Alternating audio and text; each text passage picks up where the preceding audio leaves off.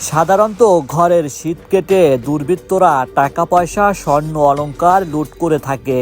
তবে পিরিজপুরে এই ঘটনা পুরোপুরি যে কাউকে আতঙ্ক সৃষ্টি করবে।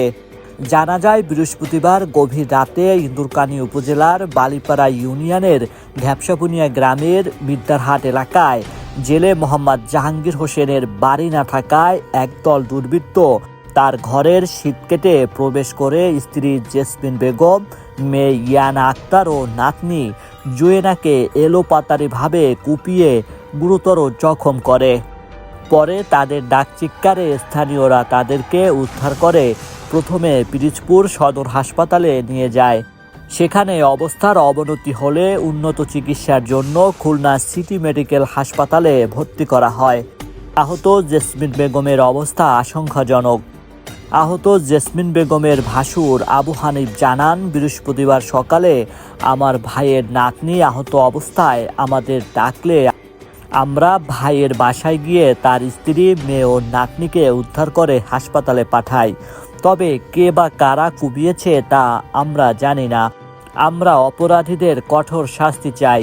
কেউ টের পাই না, আমরা আমার ঘর থেকে বলতে পারবো না। ওগুলো যেগুলো দেখি না সেগুলো কই লাভ। আপনি মানে ওনারা যে কোপানো হয়েছে টের পাইছেন কয়টায়?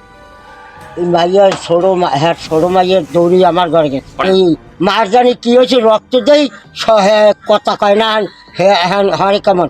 এই আমি তত্তরি কই কি কই শিগগির দেখ কি ঘটনা কি। এখন আর নাকপুর দিক চাই যে রক্ত আমি কই দেখ দেই ব্যাপার কি। এই আইয়ের এই মাইয়ের শীত করলেছে চারিদিক দিয়ে লোকজন মানে ঘরে ছিল কতজন? ঘরে তিনজন। ইনজুরি? হ্যাঁ, তিনজন। আর এ বিষয়ে ইন্দুরকানী থানার ওসি তদন্ত মোহাম্মদ হেলাল উদ্দিন জানান, খবর পেয়ে আহতদের উদ্ধার করে পিরিজপুর জেলা হাসপাতালে পাঠানো হয়। সেখানে অবস্থার অবনতি হলে খুলনা সিটি মেডিকেল হাসপাতালে ভর্তি করা হয়। এ ঘটনায় মামলার প্রস্তুতি চলছে। Raju Shikdar Niloy, Pirojpur online news.